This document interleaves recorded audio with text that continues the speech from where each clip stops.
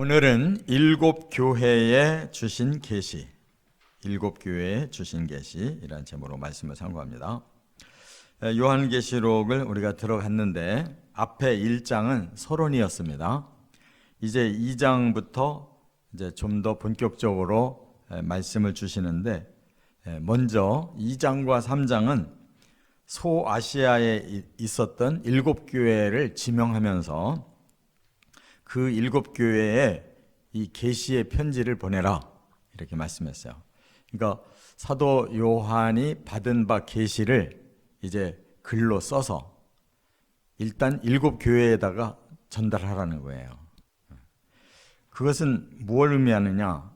이제 이 계시의 말씀을 제대로 듣고 깨닫고 지키면 성도들에게 복이 있다고 그랬는데, 그 성도들이 섬기는 교회가, 하나님의 구원 공동체가 이제 바로 서야, 교회가 바로 서야 성도들이 바르게 이제 신앙생활하고 결국 이 종말의 계시를 잘 대비할 때 구원이 이루어진다는 거예요. 그래서 교회 공동체가 중요한 것입니다. 교회가 성도들을 만들어내는 곳이어야 되지, 교회가 성도를 만들어내지 못하면 아무 의미가 없어요. 머리는 예수님이신데 몸이 교회 역할을 못하면 죽은 교회.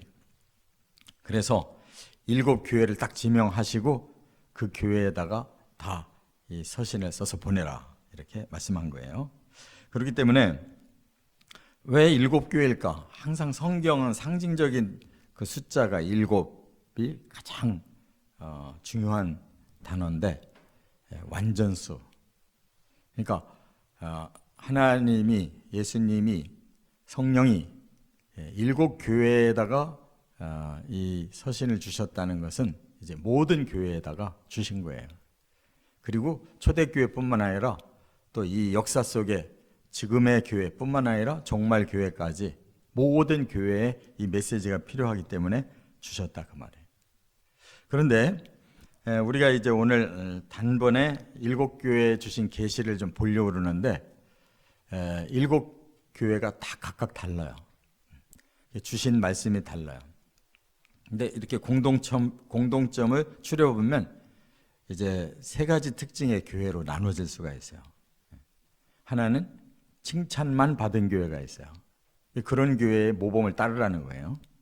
또 하나는 칭찬과 책망을 함께 받은 교회가 있어요. 그런 교회는 칭찬받은 것은 계속 열심히 순종하되, 책망받은 건 반드시 고쳐야 된다는 거예요. 그 다음에 세 번째 특징이 책망만 받은 교회가 있어요. 이 책망과 경고를 받은 교회는 이거는 완전히 변화가 필요하다는 거예요. 그렇지 않으면은 이제 하나님이 버리신다는 거예요. 그래서 오늘날 그 모든 교회들에게 이러한 점들이 있잖아요. 그래서 정말 칭찬만 받을 수 있는 교회라면 얼마나 좋겠어요. 근데 그런 교회는 두 교회밖에 없어요. 여기 일곱 교회 중에. 칭찬과 책망을 함께 받은 교회는 네 교회나 돼. 대다수가 그렇다 그 말이에요. 근데 마지막 책망과 경고만 받은 교회가 있어요. 한 교회. 그렇기 때문에 이 많은 교회들이 정말 우리는 어느 교회인가? 어떤 성도로 살고 있는가? 이거를 생각해 보고 하나님의 계시의 말씀 앞에 엎드려서 정말 회개할 거 회개하고 변화될 거 변화되고, 그래야만 이 종말 계시가 우리들에게 준비될 수가 있지, 이 정신 차리지 않은 상태에서 아무리 종말 계시가 비밀이 밝혀져도 그 종말의 계시대로 우리가 살지 못하면 소용없다는 거예요. 세 가지로 말씀 줄입니다. 첫째, 칭찬만 받은 교회는 이제 계시록 2장 8절부터 11절에 있는 서머나 교회와 3장 7절부터 13절에 있는 빌라델비아 교회, 이 두 교회는 칭찬만 받았어요. 이 교회의 칭찬을 우리가 잘 받아들여야 돼요. 먼저 서머나 교회는 2장 8절부터 11절에서 뭘 칭찬하셨느냐? 환난과 궁핍을 참아냈다 이렇게 칭찬하셨어요. 그러면 여기 환난과 궁핍이라는 게 뭔가를 생각해 봐야 돼요. 2장 9절에 그랬어요. 내가 네 환난과 궁핍을 알거니와 실상은 내가 부요한 자라. 자칭 유대인이라 하는 자들의 비방도 알거니와 실상은 유대인이 아니요 사탄의 회당이라. 이 말씀 속에서 환난과 궁핍, 부요 이렇게 반대되는 두 단어를 사용한 것은 물질적인 게 아니라는 걸 알 수가 있어요. 환난과 궁핍을 당한 것은 박해 때문이라는 거예요. 그러나 너희들은 그 박해를 얼마든지 이겨낼 수 있는 부요한 자들이다. 이 말은 물질적 부요가 아니라 영적으로 강하다 이 말이에요. 이런 교회가 하나님이 가장 기뻐하는 교회. 그래서 왜 이렇게 환난을 당하고 궁핍을 겪는가를 여기 설명했는데 자칭 유대인이라는 자들 때문이라는 거예요. 그러면 그들이 누구냐? 회당에 있는 사탄의 회당이라는 거예요. 그러니까 그 당시에 유대교는 자기들 회당이 있어요. 근데 그 회당이 사탄에게 넘어갔다는 거예요. 이게 뭘 말하느냐? 바로 우리가 사도행전에서도 본 것처럼 예수님을 배척하던 자들이 그대로 이제 자기들의 교리를 가지고 기독교를 몰아내고, 그래서 결국은 예루살렘, 유대, 사마리아 지역에 퍼졌던 복음이 죽어버려요. 그리고 오히려 이방 세계로 간 복음만 살아나고 있는 거예요. 그러니까 꼴통 유대인들은 이미 오래전부터 말씀이 엇나가기 시작했어요. 그래서 장로의 유전이라는 게 계속 내려오고 있는데, 하나님의 성경 39권의 구약과 이 장로의 유전이라는 것은 두 가지 흐름이 다른 거예요. 분명히 구약 성경은 하나님이 모세 같은 선지자들을 계속 보내가지고 하나님 직접 계시를 한 것이 남은 문서고, 장로의 유전이라는 건 구두로 전해지다가 그게 나중에 문서로 만들어진 게 그게 미슈나, 그리고 최종적으로 정리된 게 탈무드란 말이에요. 근데 그거는 구약 성경의 자습서가 돼야 되는데 그들은 반대로 생각해요.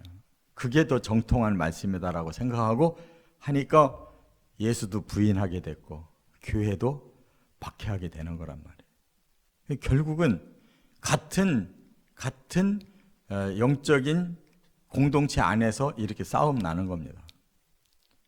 이와 같이 사탄은 가장 치밀하게 어떻게 해야 하나님이 이 일을 방해하고 어떻게 해야 이 거룩한 백성들을 무너뜨리는지를 잘 알고 있어요. 내분에서 일어나는 거예요. 지금 이스라엘이 그렇게 죽으라고 싸우고 있잖아요. 저들은 자기들의 그 독단적인 생각을 절대 굽히지 않아요. 그거에 도전하면 그냥 전부 저렇게 싸우려고 그러는 거예요. 2000년 동안 박해를 받았어도 아직도 못 깨닫고 있어요.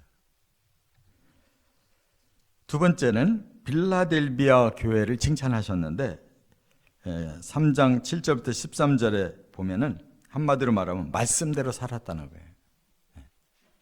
그러니까 말씀이 가장 중요한 우리의 핵심이, 신앙의 핵심이 돼야 되는 거예요. 말씀이 약하면 소용없어요. 이것 때문에 다 무너지는 거예요. 그래서 빌라델비아 교회는 3장 8절에 보면 볼지어다 내가 네 앞에 열린 문을 두었으되 능히 닫을 사람이 없으리라. 내가 네 행위를 아노니 네가 작은 능력을 가지고도 내 말을 지키며 내 이름을 배반하지 아니하였다다. 즉 예수님이 계시의 말씀을 주시는 거예요. 예수님의 말씀을 작은 능력 가지고도 말씀대로 살고 결코 배반하지 않았다. 복음의 진리를 사수했다. 이거를 빌라델비아 교회에 칭찬하는 거예요. 중요한 것은 바로 예수님의 복음만 붙들고 그대로 가는 거예요.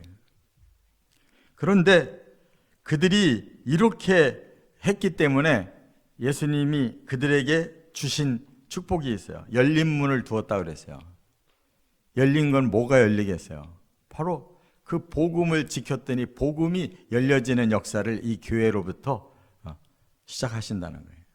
그 말은 뭐예요?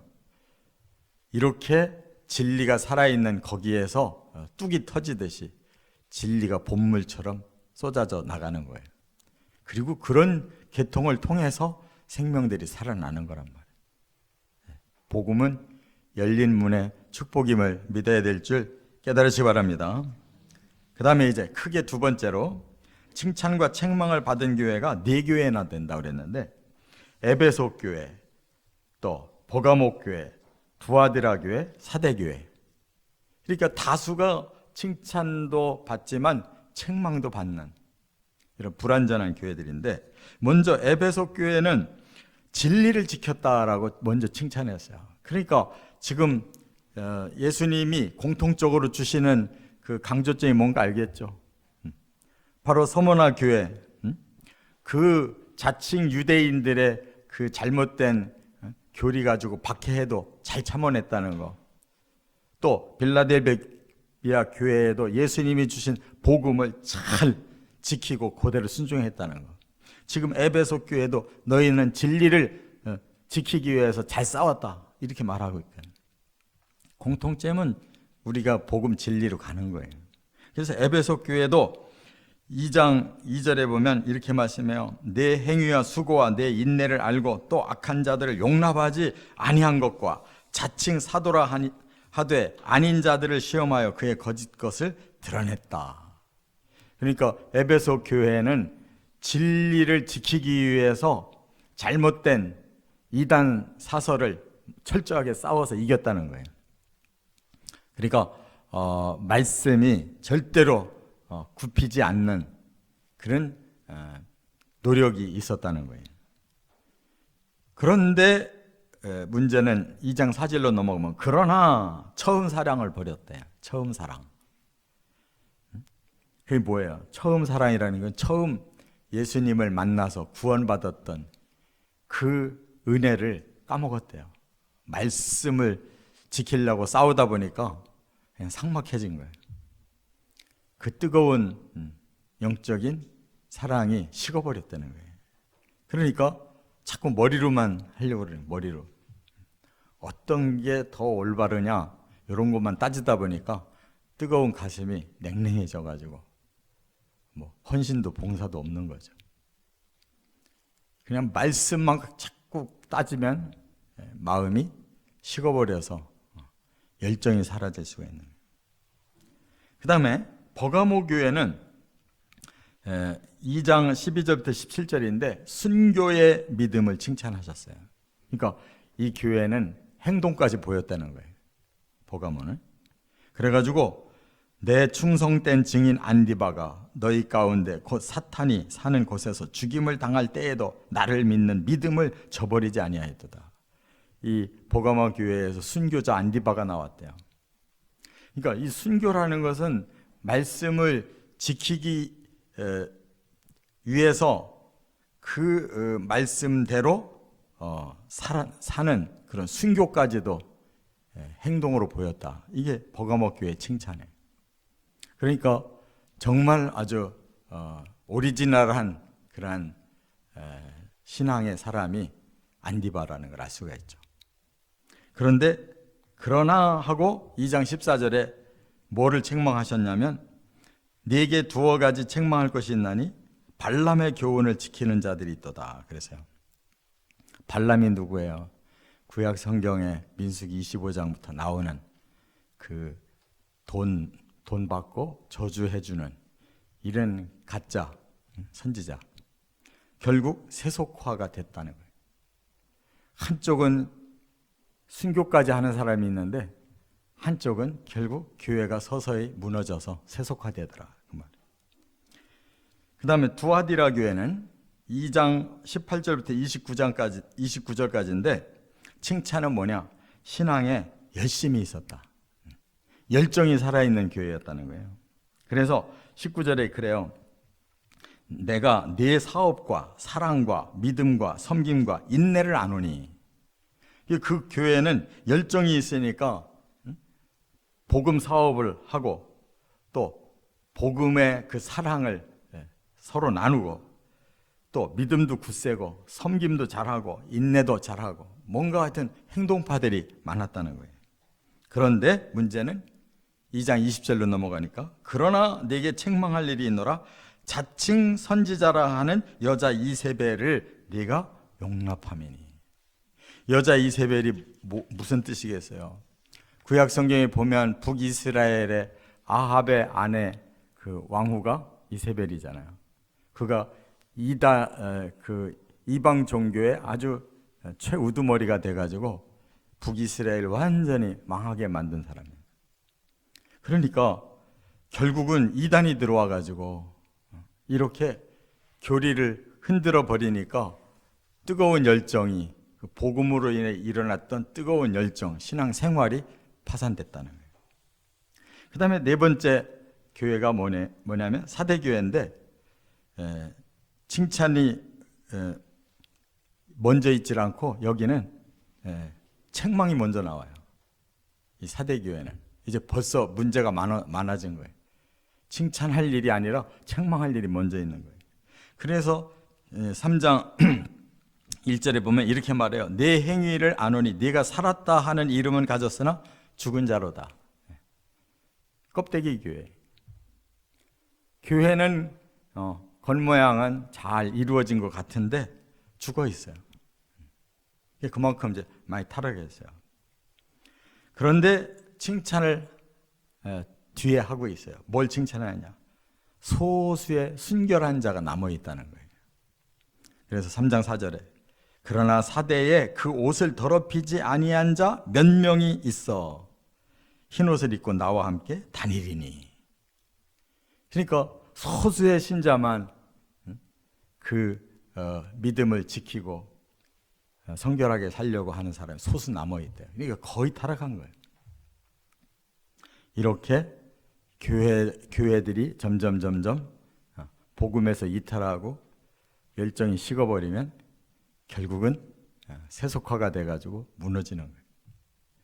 자, 끝으로 세 번째, 이제 제일 문제되는 교회가 이제 책망과 경고만 받은 교회고, 계시록 3장 14절부터 22절 마지막 7번째 교회거든요. 라오디게아 교회. 이 라오디게아 교회는 책망만 하고 경고만 하고 있어요. 책망이 뭐냐? 신앙의 세속화를 책망하셨어요. 완전히 세속화된 교회. 3장 15절에 보면 내 행위를 아노니 네가 차지도 아니하고 뜨겁지도 아니하도다. 그러니까 여전히 교회는 있고 신자는 있고 뭔가 겉으로 보면 영적 공동체인 것 같은데 그 속을 들여다보니까 다 섞인 자들이에요. 뜨겁지도 차지도 않다. 그 말은 뭐예요? 세상과 교회가 그냥 이렇게 겹쳐져 가지고 교회 오면 신자고 밖에 나가면 세상 사람이고, 그게 오늘의 시대예요. 오늘의 시대. 미지근한 교회. 그래서 뭐라고 경고하셨어요? 16절에 내 입에서 너를 토하여 버리리라. 이건 용납 안 한다 그 말이에요. 미지근한 교회, 세상과 교회가 섞여버린 교회는 예수님이 토해버리겠다 그러셨어요.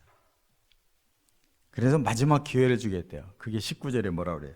열심을 내라 회개하라 그랬어요. 그러면 무슨 열심일까요? 회복의 열심. 교회를 다시 영적으로 일으키는 회복의 열심을 내라는 거예요. 그러기 위해서 회개부터 해야 되는 거예요. 잘못된 게 뭔지도 모르고 회개도 안 하는 사람이 야 우리 다시 한번 열심히 해보자. 그건 모래 위에 성을 쌓는 거예요. 그래서 열심이라는 말은 이게 젤로스라는 말인데 이 끓인다는 뜻이 끓인다.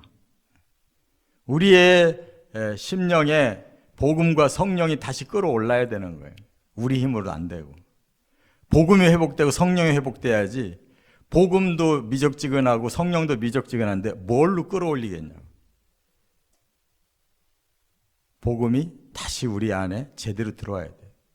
성령의 역사를 제대로 순종해야 돼요.